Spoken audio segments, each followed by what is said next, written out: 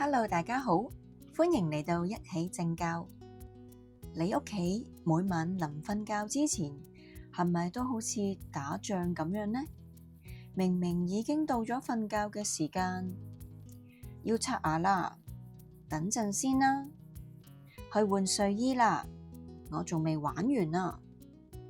終於，小朋友願意瞓喺張床度嘅時候，突然之間佢又會話：我想飲水，我要去廁所，我想再聽多本故事啊！有啲小朋友甚至明明朝頭早起身好攰，好眼瞓，但係一到夜晚反而更加精神。家長越催越嬲，小朋友越拖越慢，最後爸爸媽媽都筋疲力盡啦。如果你對呢個畫面好熟悉，今日呢集就係為你而設啦。因為對好多 ADHD 同 ASD 嘅孩子嚟講，問題未必係唔肯瞓，而係佢嘅大腦根本未準備好休息。明明好攰㗎，點解仲唔肯瞓呢？好多家長都會好疑惑，佢成日都打喊路，隻眼個眼皮都耷晒落嚟啦，點解仲唔肯瞓啊？其實睡眠唔單止係身體嘅休息，更加係神經系統由興奮嘅模式轉換到平靜模式嘅過程。研究發現 ADHD、ASD 嘅孩子比較容易出現睡眠困難，包括入睡時間比較長，難以放鬆，個腦袋停唔到，對環境嘅刺激特別敏感。當大腦經歷咗成日嘅學習、社交同埋感官刺激之後，佢未必識得自己慢慢去降速，就好似一架喺高速公路行駛緊嘅車，唔可以即刻適時停低。佢需要嘅係一條減速嘅道路。所以好多時候唔係孩子唔肯瞓，而係佢個大腦未準備好休息。其實有一位臨床心理學家博士講出，要改善幼兒嘅睡眠，係有一個非常重要嘅心理學原則，叫做操作性條件反射。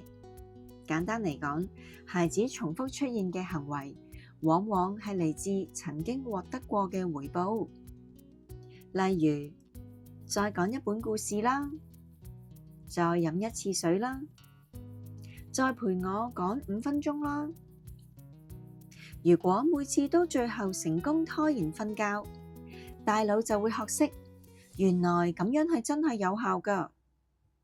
久而久之，睡前嘅拉鋸就會每日都會重演。所以要改善睡眠最重要嘅，往往唔係一個神奇嘅方法，而係全家人係咪都能夠保持一致。當你開始改變個規則嘅時候，孩子有機會出現一個心理學好常見嘅現象，叫做消退爆發。即係話，當孩子發現以往有效嘅方法突然之間唔再有效啦，佢往往會加大個力度再試一次。例如，以前每晚會喊3分鐘，你就會講一本故事。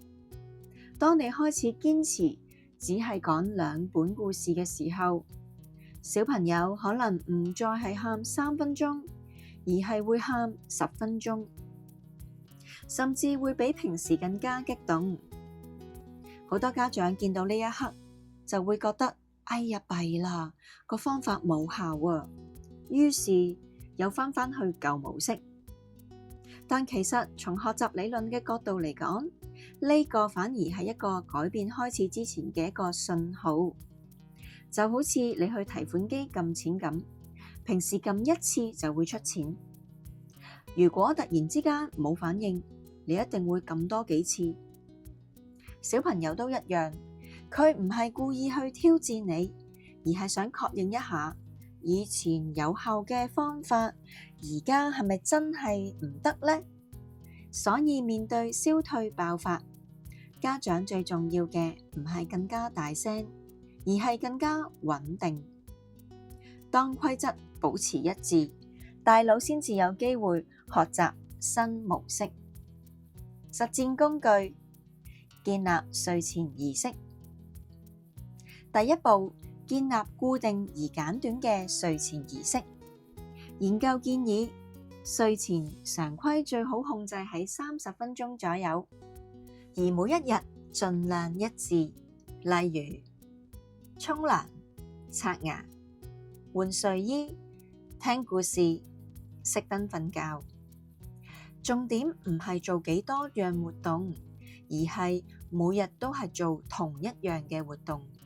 你甚至可以參考之前提過嘅視覺化常規表，用圖片將流程畫出嚟或者列印出嚟。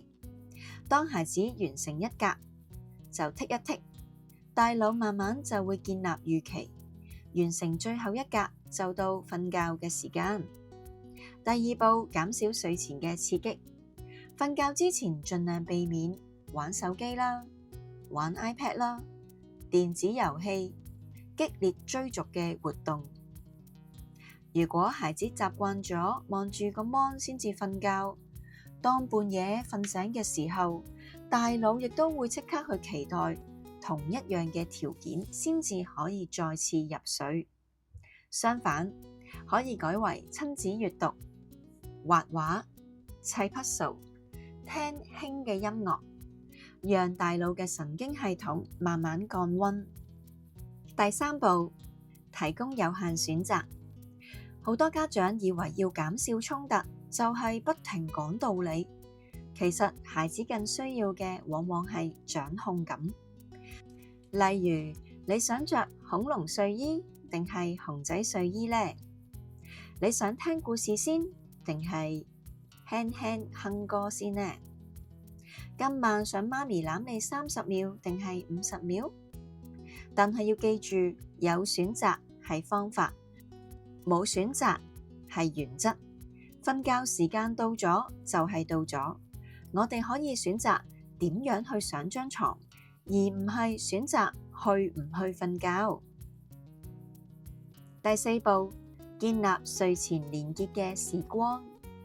瞓覺之前其實係建立親子關係嘅最好嘅時間。你可以每日問小朋友3條簡單嘅問題：今日最開心嘅事情係啲乜嘢啊？今日遇到最困難嘅事情又係乜嘢呢？今日有冇一件事情係好想感恩、好感恩、好多謝㗎？3分鐘已經足夠，因為孩子未必記得你催過佢幾多次刷牙，但係會記得每晚都有人願意去聆聽佢嘅心聲。呢個簡單嘅睡前連結儀式，其實係幫助到大腦慢慢由警戒嘅模式進入安全模式。最後，今日想送俾大家2句說話：一致性比完美更重要。一致性比完美更重要。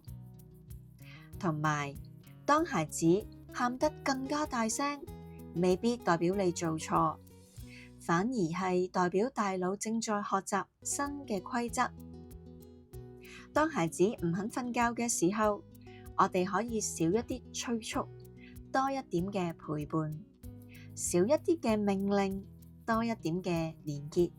因為真正重要嘅唔係孩子今晚幾多點瞓着，而係佢慢慢學習到安定自己、調節自己，感受到夜晚都係一個安全嘅地方。記住，孩子需要嘅唔係每日唔同嘅方法，而係每日都一樣有安全感。今晚不妨開始試下，建立一個屬於你哋嘅家庭睡前模式，可能係一個擁抱、一首慢歌、一個故事，又或者一句今日辛苦你啦，我哋聽日再加油啦！多謝你收聽今日嘅一起正教。如果今集嘅內容對你有幫助，歡迎分享俾其他家長嘅朋友。記得訂閱呢個頻道，撳一撳個鐘仔。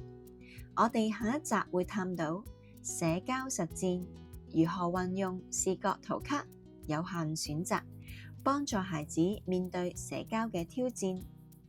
照顧好自己，先可以照顧好孩子。我哋下次見啦！